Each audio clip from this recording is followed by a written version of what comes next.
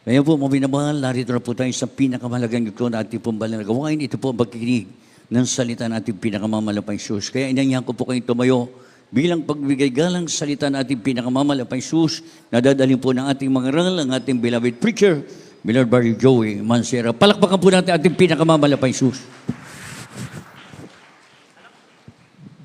Amen. Praise the Lord. God bless you, my beloved co-preacher, beloved Brother Paul Manzano. Amen. Praise the Lord. Let us all pray. Dearest Heavenly Father, our great God and Savior, dearest Jesus Christ, through the fruitful prayers of our dearly beloved Pastor Evangelist Phildis Rada Almeida, your end-time prophet, we come unto thy throne of grace, beseeching you, O Lord, to please forgive us from all of our sins.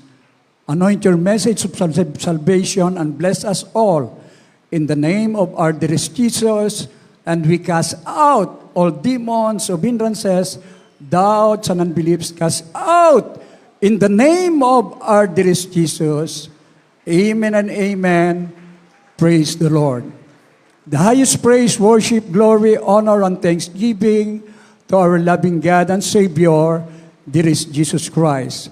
And we give double honor and respect and always remember and cherish the blessed preachings and teachings of our dearly beloved parents in the Lord. Greetings to all the beloved Almeida family. Amen. Praise the Lord. Our beloved preachers, beloved brethren, our beloved visitors, welcome to the royal family of God. Amen. Praise the Lord. The mission. Ang bawat isa sa atin ay tinawag dahil merong misyon na ipinagagawa ang ating pinakamamahal na Panginoon na siyang iniwang turo't aral ng ating dearly beloved parents in the Lord. From the book of Matthew, chapter 10, verse 6, 7, and 8. Amen.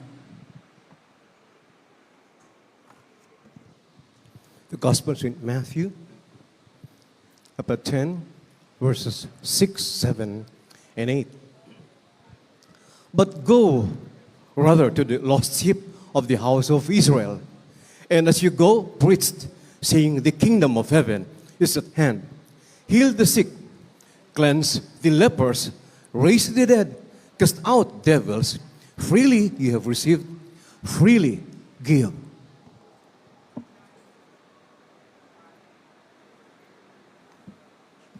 Mateo Kapitulo 10, versikulo 6, 7 hanggang 8. Kundi bagkus magsiparong kayo sa mga tupang nangawaglit sa bahay ni Israel. At samantalang kayo nangaglalakad, magsipangaral kayo na mga agsabi, ang karya ng langit ay malapit na. Magpagaling kayo ng may sakit, magbangon kayo ng mga patay, maglinis kayo ng mga kitong, magpalabas kayo ng mga demonyo, tinanggap niyong walang bayad, ay ibigay niyong walang bayad. Amen. Praise the Lord. Ang bawat isa sa atin po, tinawag ng ating mahal na Panginoon at pinili upang gamitin sa ministeryong ito upang ipangaral ang ebanghelyo ng kaligtasan dahil maiksi na po yung panahon. Alam po natin ang mga kaganapan. This is reality. Nakalipas, lumindol sa dako ng Japan. Nung sumunod na mga araw, maging ang Davao, dalawa po ang naganap na lindol dyan, medyo mababa lang ang kanyang intensity. Sa Quezon, meron din pong naganap na lindol. Ibig sabihin, non-stop, walang tigil po ang mga bagay na ito. Kaya ang bawat isa sa atin, mga minamahal ko, hindi rin tayo titigil upang papurihan, pasalamatan ang ating dakilang Diyos. Gamitin sa huling panahon na ito na ihayag na ang ating pinakamamahal na Panginoong Hesus, siya na lamang ang ating inaasahan. Kundi bagkus magsiparoon kayo sa mga tupang nawawaglit sa bahay ng Israel. At samantalang kayo'y nangaglalakad, ay magsipangaral kayo na mga nagsasabi, ang kaharian ng langit ay malapit na. Magpagaling kayo ng may mga sakit, magpabangon kayo ng mga patay, maglinis kayo ng mga ketong, magpalabas kayo ng demonyo, tinanggap ninyong walang bayad, ay ibigay ninyong walang bayad. Amen? Praise the Lord. Satan is like a roaring lion po. Talagang naghahanap na masisila niya. Nais niya na ang lahat, kung maaari, lahat gawin niyang alipin niya at itapon sa impyerno. Ngunit salamat sa pananalangin, pag-aayuno, pangangaral ng propeta ng Diyos, ipinaglaban ang ebanghelyo ng kaligtasan. Patuloy ang pagliligtas ng marami pang kaluluwa, mga minamahal ko, dahil totoo po, ang langit ay totoo. Ang buhay na wala hanggan ay totoo. Ito ang nais ng ating dakilang Diyos na walang mapapahamak sa huling panahon. Kaya, bago mo gawin yan, mga dito pa lang sa church, talagang tinuturuan na tayo magpakumbaba. Sumunod sa lahat ng alituntunin ng ating banal na iglesia, mga minamahal ko. Kaya nakakabless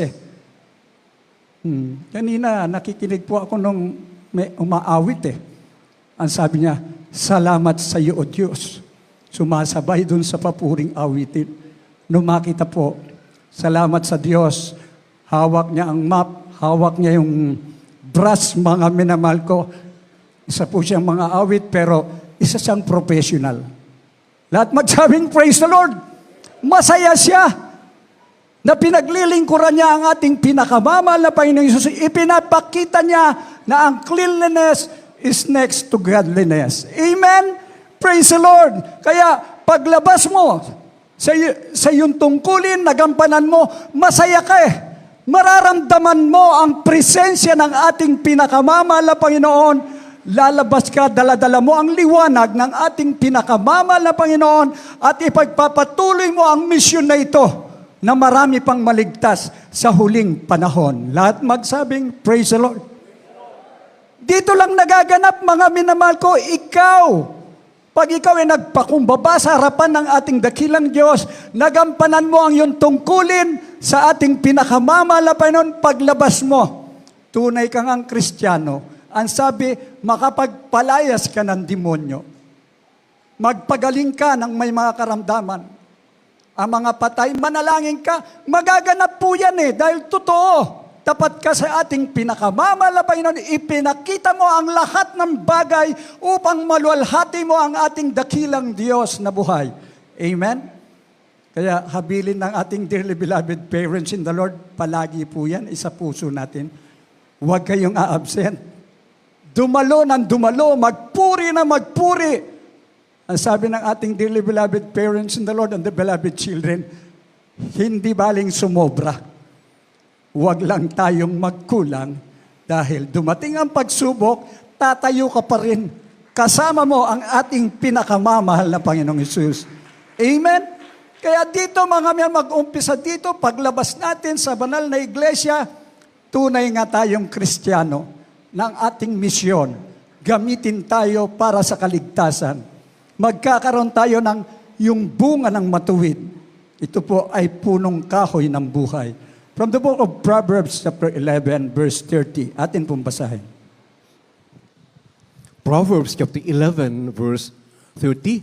The fruit of the righteous is a tree of life, and he that winneth souls is wise. Dito po sa Aklat ng mga Kawikaan, Kapitulo 11, talatay 30. Ang bunga ng matuwid ay punong kahoy ng buhay, at siyang pantas ay humihikayat ng mga kaluluwa. Amen. Amen. Praise the Lord. Ang bunga ng matuwid, punong kahoy ng buhay. At siyang pantas ay humihikayat ng mga kaluluwa. Lahat magsabing, praise the Lord. Yun ang nais ng Diyos na ating maging katangian, pantas, hindi mangmang, mga minamahal ko. Dahil ang kamangmangan sa mundong ito, kapahamakan. Mga minamahal. Ngunit kung ikaw ay magiging matalino, na ang iniisip mo, una, maluwalhati ang ating pinakamamahal na Panginoon at gamitin ka sa huling panahon na ito, mga minamahal ko. Sabi nga papaano? Sa anong paraan? Sabi nga, show and tell. Pakita natin sa mundong ito na sa Jesus Miracle Crusade, mula nung tinawag ka hanggang kasalukuyan, ikaw nga ay buhay na patotoo. Ikaw nga ay sumusunod sa kalooban ng Diyos na ang nais mo rin, hindi lang ang iyong mga mahal sa buhay ang maligtas at marami pang tao.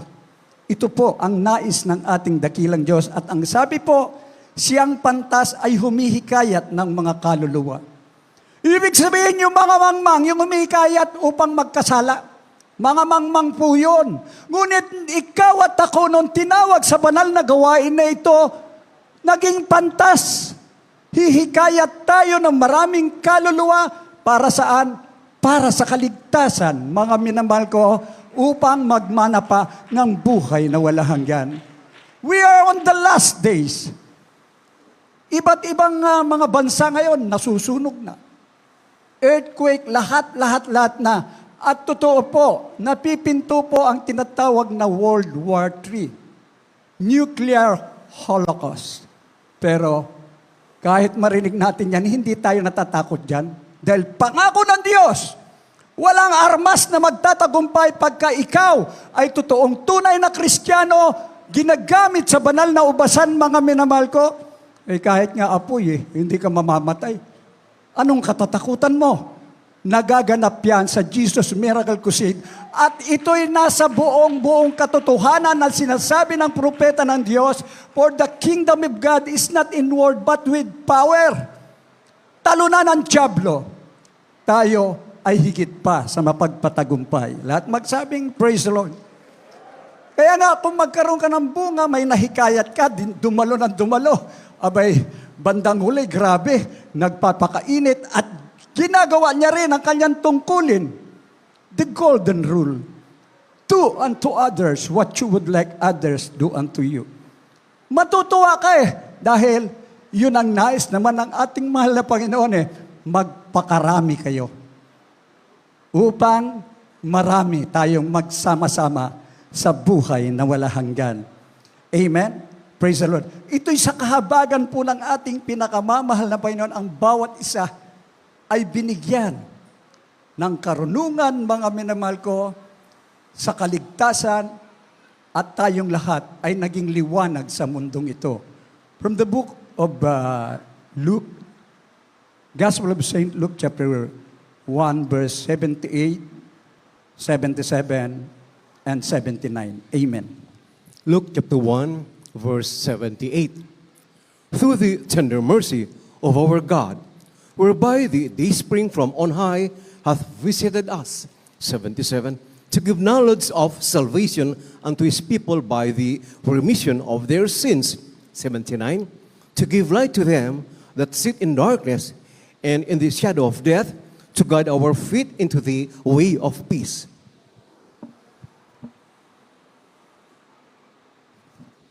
Lucas Kapitulo 1, versikulo 78.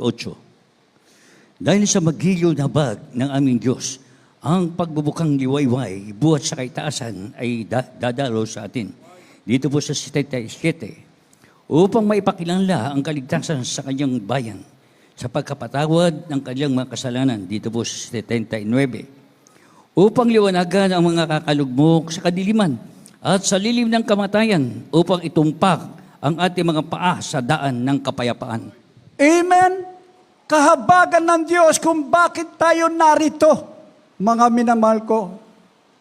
Since the very beginning, magtataka ka, bakit ako narito? Bakit ako pinili ng Diyos? Dahil sinabi niya, dahil sa magiliw na habag ng aming Diyos, ang pagbubukang liwayway buhat sa kaitaasan ay dadalaw sa atin. Yan ang buong katotohanan. Samantalang nung nasa reliyon tayo, mga minamahal ko, yung paglubog ng araw. Sa atin dito, pagbubukang liwayway, mga minamahal, buhat sa kaitaasan, kaliwanagan, sumaatin. Amen. Praise the Lord. Upang maipakilala ang kaligtasan sa kanyang bayan sa pagkapatawad ng kanilang mga kasalanan. Mapalad po tayo. Mga minamahal ko, tayo'y tinawag ng lubos. Sa awitin nga sa dati akong makasalanan. Ngunit kinahabagan ng ating pinakamamahal na Panginoon. Amen. Praise the Lord. Dumating sa atin ang kaligtasan. Hindi po yung sabi-sabi lang, totoong may kapangyarihan. Dahil magaganap sa iyo ang lahat. Sabi ng malapay noon, dito lang yan sa mundo, huwag kang magalak ng lubusan. Ha? Ang ikagalak mo, yung nakasulat ang pangalan mo sa aklat ng buhay. Pag nakasulat ang pangalan mo sa aklat ng buhay, pag sigaw mo ng hallelujah, praise the Lord, lahat ng uri ng kasamaan, mismo yung dyablo, lalayas sa pangalan ng pinakamamahal na Panginoong Hesus. Ibig sabihin, pag pinatawad ka ng ating pinakamamahal na Panginoon, sin no more. Hindi ka na magkakasala. Doon ka natatakot ngayon. Huwag magkasala sa ating mahal na Panginoon. Hindi ka tulad dati. Patuloy tayong gumagawa ng kasalanan. Nais kong bumait, di ko magawa. Bakit? Wala ka sa katotohanan. Hindi tunay ang Diyos na iyong pinaglilingkuran at walang nagtuturo sa iyo ng totoong ebanghelyo ng kaligtasan. Pag sinabing ebanghelyo ng kaligtasan, may kapangyarihan na yan. Mga minamahal ko, isa sa hindi masagot at hindi naranasan ng nasa relihiyon, hindi nila kilala na si Jesus, ang ating pinakamamahal na Panginoon, ang siyang dakilang manggagamot. Lahat magsabing, praise the Lord. Kaya lahat tayo, sa mga baguhan, narinig nyo, ba't hindi gumagamit ng gamot? Ang ating pinakamamahal na Panginoon nga, ang ating dakilang manggagamot yun nga ang talagang dapat at least nakakatipid sa gastusin. Amen? At napapatunayan mo na ikaw ay pinatawad ng ating pinakamamahal na Panginoon sa iyong mga kasalanan. Amen? Ibig sabihin, tunay nga ang pag-ibig ng ating pinakamamahal na Panginoon. Upang liwanagan ang nangakalugmok sa kadiliman at sa lilim ng kamatayan upang itumpak ang ating paa sa daan ng kapayapaan. Jesus is the way, the truth, and the life. Yan ang katotohanan. Nasa tama at tumpak na daan po tayo. Huwag ka nang lilingon. Huwag ka nang mag-isip pa na umalis sa banal na gawain na ito. Yung malaglag ka sa kamay ng Diyos na buhay, isang nakakatakot na bagay.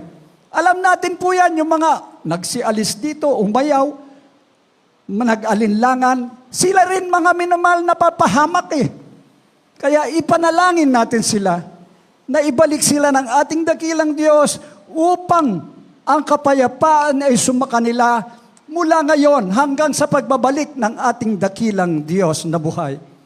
The way of peace. Yan po ang hinahanap ng mundo. Actually, ayaw naman nila ng gera because of power ba? Mga minamahal ko, saan nanggagaling ang kapangyarihan na ito? To kill and to destroy mula kay Satanas.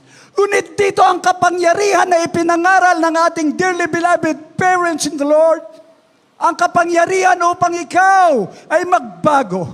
Ang kapangyarihan upang ikaw gumaling sa iyong karamdaman. Ang kapangyarihan upang ikaw mula sa kahirapan hahanguin ang ating dakilang Diyos na kaanuman ang kinalalagyan mo, mas binibigyan mo ng kahalagahan ang kaligtasan at buhay na walang hanggan. Kaya sa bawat isa sa atin, mga minamahal ko, wala ng panahon.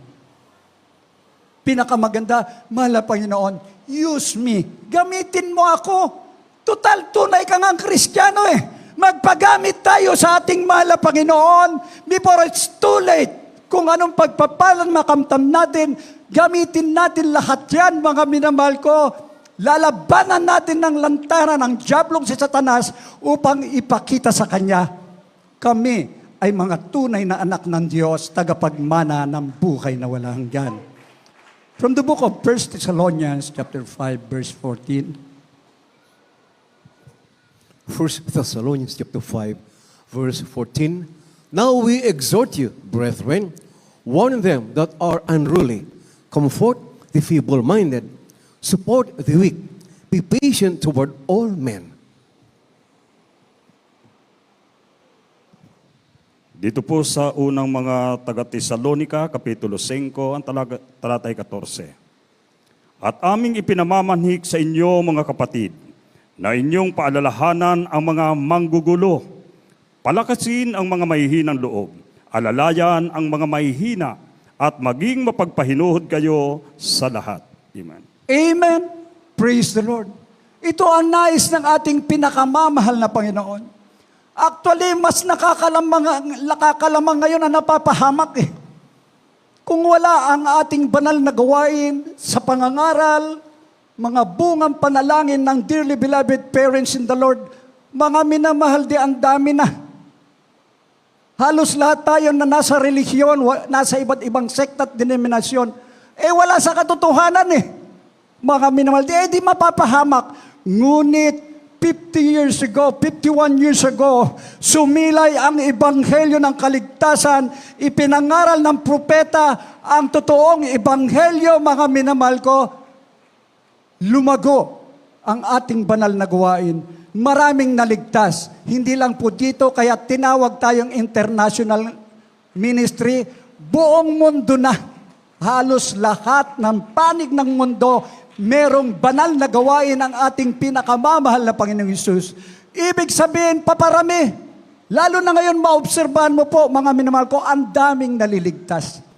Sa totoo lang, di mapigilan. Bakit? Malapit na kasi ang pagbabalik ng ating pinakamamahal na Panginoong Hesus. Ipinamamanhig. Exhort you, brethren. At aming ipinamamanhig sa inyo, mga kapatid, na inyong palalakanan ang mga manggugulo. Kaya mga nanggugulo doon sa Talipaw, Sulu, mga pinuntahan ng ating dearly beloved pastor upang ipakita sa kanila ang pag-ibig ng ating pinakamamahal na Panginoon. Palakasin ang mga mahihinang loob, mga minamahal ko. Yung mga natatakot na sa mundong itong kinagagalawan, share to them na pagka ikaw ay maglingkod sa ating mahal na Panginoon, magiging matapang ka laban sa lahat ng lalang ng kaaway at ikaw ay magiging matatakutin sa ating mahal na Panginoon upang sumunod sa kanyang mga alituntunin. Pakalakasin ang mga mahihinang loob, alalayan ang mga mahihina at magiging mapagpahinuhod kayo sa lahat. Kaya ating dearly beloved parents na Lord, talagang dito lang sa banal na iglesia na makikita mo yung walang-wala, tinutulungan po ang mga indigents. Pag pinagpala na, yung ating mga indigents, mga minamahal ko, sila naman ang tumutulong upang gampanan ang misyon na ito na ipagpapatuloy hanggang sa pagbabalik ng ating pinakamamahal na Panginoong Hesus. Maging mapagpahinuhod kayo sa lahat. Ibig sabihin, mga be patient toward all men. Lahat po tayo. Kaya hindi na natin titingnan yung katitisuran. Amen? Ang pinakamaganda, tumingin ka sa ating mahal na Panginoon upang hindi ka matisod. Dahil ang Diyos ang magpapatatag sa iyo. At sinasabi po sa huling talata, mahalaga po. Bigyan natin ng kahalagahan na ang bawat kaluluwa, kahit na yung taong napakasama na, pag nailapit mo yan sa ating mahal na Panginoon, lahat ng kasalanan ay patatawarin niya. Sa ating huling talata from the book of James, chapter 5, verse 20. Amen. James chapter 5, verse 20. Let him know that he which converteth the sinner from the error of his way shall save a soul from death, and shall hide a multitude of sins. Santiago Kapitulo 5, versikulo 20. Ay alalahanin ito na ang nagpapabalik loob ng isang makasalanan mula sa kamalian ng lakad niya ay magliligtas ng isang kaluluwa sa kamatayan at magtatakip ng karamihang kasalanan. Amen. Praise the Lord. Dapat alamin daw po natin, alam naman po natin ito Kailangan nating isagawa. Alamin mo na ang nagpapabalik loob ng isang makasalanan mula sa kamalian ng lakad niya ay magliligtas ng isang kaluluwa sa kamatayan at magtatakip ng karamihang kasalanan. Kaya dito, pamantayan po, tuwan-tuwa ang ating mga kapatiran pag may naisama sa banal na gawain. Ano man ang problema, karamdaman yan, we challenge them na magpatuloy sa ating mahal na Panginoon at totoo naman po ang mga himala. Umuuwi silang may kagalingan. Umuwi silang may kapayapaan. Umuwi silang may pagbabago sa kanilang buhay dahil sinabi po, aalisin ng Diyos ang lahat ng mga kasalanan. Kaya sa panahong ito, go, sabi nga patuloy tayo. Never stop. Continuously, the mission is still the same. Ito po ang layunin ng ating pinakamamahal na Panginoon na ang bawat isa sa atin gamitin sa pangangaral na ebanghelyo ng kaligtasan na may kapangyarihan. Manalangin ka sa may sakit, magpalayas ka ng patay, maglinis ng mga ketungen, palayasin ng dyablo, yan ay libre. Kaya ipamahagi mong libre. At ikaw ay totoong tatanggap ng pagpapala sa ating mahal na Panginoon, pagpapalang pisikal, material, higit sa lahat sa espiritual. Amen and amen. Tayo pong lahat ay umawit sa ating mahal na Panginoon. Hallelujah, praise the Lord. Gawin nating panalangin ang awiting ito. Unawain natin, mga minamahal ko, upang tayong lahat ay lubos na pagpalain ng ating pinakamamahal na Panginoong Hesus. At ibigay ko po ang buong pagkakataon sa ating beloved ordained preacher, Ronnie De La Rhea, para po sa altar call. Amen.